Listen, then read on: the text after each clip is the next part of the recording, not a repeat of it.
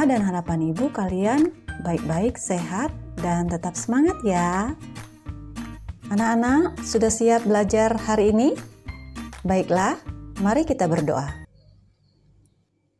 Tuhan Yesus, kami bersyukur untuk hari ini.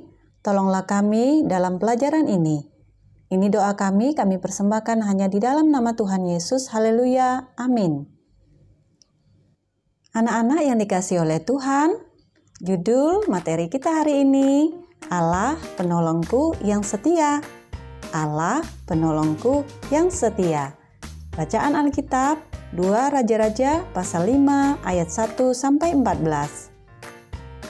Anak-anakku sekalian, apakah kalian tahu apa itu penyakit kusta?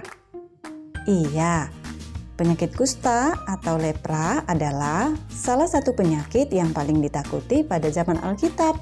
Ada yang menular dan tidak dapat disembuhkan, bahkan dapat mengakibatkan kematian. Tetapi ada juga yang dapat disembuhkan.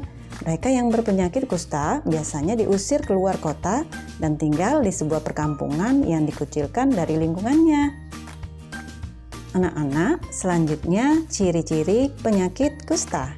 Orang yang mengalami penyakit kusta kulitnya bersisik-sisik, penuh dengan sisik-sisik putih licin, mengkilap dan ditekan di daging di sekitarnya tidak terasa sakit lagi.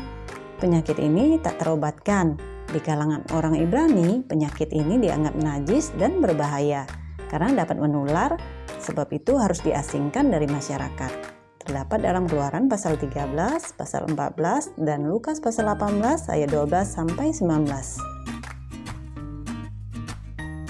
Nah, anak-anak, bagaimana jika yang sakit kusta itu seorang panglima yang sangat berkuasa?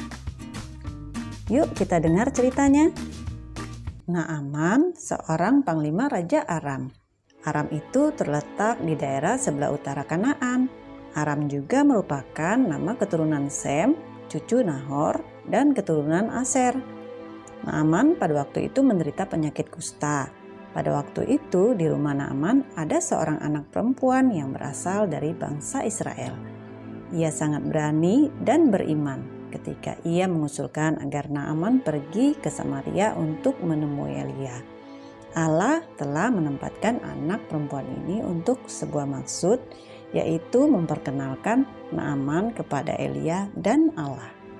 Melalui kesembuhannya, Naaman mengakui bahwa Allah itu ada.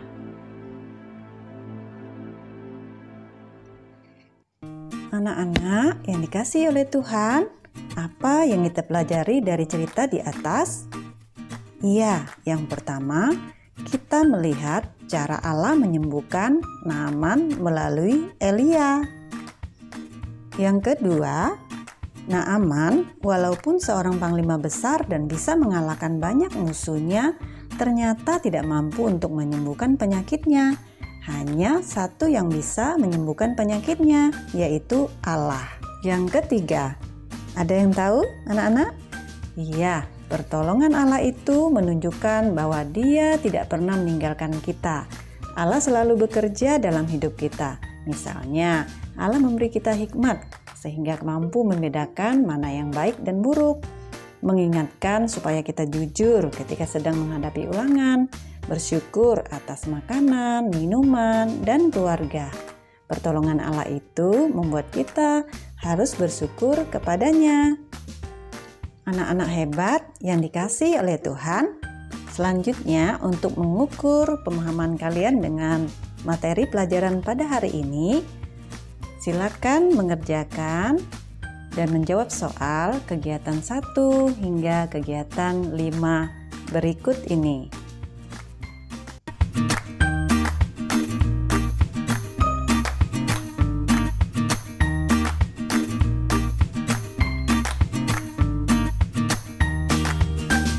Anak-anak, mengakhiri pelajaran ini, mari kita berdoa. Tuhan Yesus, terima kasih Engkaulah satu-satunya pertolongan kami yang setia, yang memberikan kami hikmat, mampu membedakan mana yang baik dan yang buruk, menolong kami ketika menghadapi ulangan, dan senantiasa mencukupkan kebutuhan hidup kami, makanan, minuman, dan keluarga kami.